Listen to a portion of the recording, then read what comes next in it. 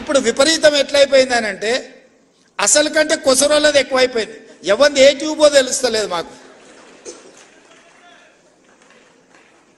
ఇక ఆ ట్యూబ్లో ఎక్కడికంటే అక్కడికి వెళ్ళిపోయి ఏది పడితే అది మాట్లాడితే అక్కడ ఉన్న ప్రజలు ఏమన్నా అంటే చూసిరా జర్నలిస్టుల మీద దాడి అని.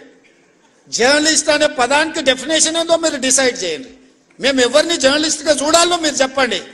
ఎవడు దోస్తే వాడు ట్యూబ్ పెట్టుకొని ఆ ట్యూబ్లో పెట్టుకొని వాడు మెడలో పట్టేసుకొని మెడలో ఇది కట్టుకొని వాడు నేను ట్యూబ్కో జర్నలిస్ట్ అని బయలుదేరితే వాళ్ళు వివరించే విధానాన్ని బట్టి ప్రజలు వివరిస్తారు. ఏది పడితే అది మధ్యలోనే అడ్డం దొడ్డం మాట్లాడి ఏదైనా ఏమన్నా అంటే చూసారా జర్నలిస్టుల మీద వాళ్ళుగా చెప్పే ప్రయత్నం చేసి ఆయన అధికారంలోకి వచ్చాడు.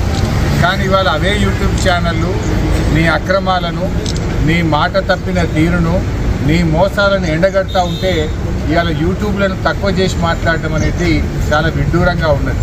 అంటే రేవంత్ రెడ్డి తనకు అవసరమైతే ఒక తీరు, తన పని తీరగానే ఇంకొక తీరుగా ఉన్నది. ఓడదాటేదాకా ఓడమల్లప్ప, ఓడదాటినాక బోడమల్లప్ప. ఈ యూట్యూబ్లోనే వాడుకున్నావు కదా. ఈ యూట్యూబ్లను నమ్ముకొని నువ్వు మరి గత ప్రభుత్వం మీద ఆరోపణలు చేసి గత ప్రభుత్వం మీద ఉన్నవి లేనట్టు లేని ఉన్నట్టు చెప్పి అబద్ధాలు చెప్పి నువ్వు అధికారంలోకి వచ్చినావు కదా. అవే యూట్యూబ్లు నీ బండారాన్ని బట్టబయలు చేస్తుంటే, నీ అవినీతిని బయటపెడుతుంటే, నీ యొక్క డొల్లతనాన్ని, నీ మాట తప్పిన తీరును, నువ్వు ప్రజల్ని మోసం చేసిన విషయాలను బయటపెడతా ఉంటే ఇవాళ నువ్వు తట్టుకోలేకపోతున్నావు. తట్టుకోలేక నీ అక్కసును యూట్యూబ్ల మీద వెళ్ళబుచ్చుతా ఉన్నావు. ఇవాళ ప్రజలకు అర్థమైపోయింది ఇవే యూట్యూబ్ ఛానల్ బిడ్డ నిన్ను గద్దెదించడానికి రాష్ట్రంలోని యూట్యూబ్ ఛానళ్ళన్నీ ఒకటైతే నీ బండారాన్ని బయట పెడతారు.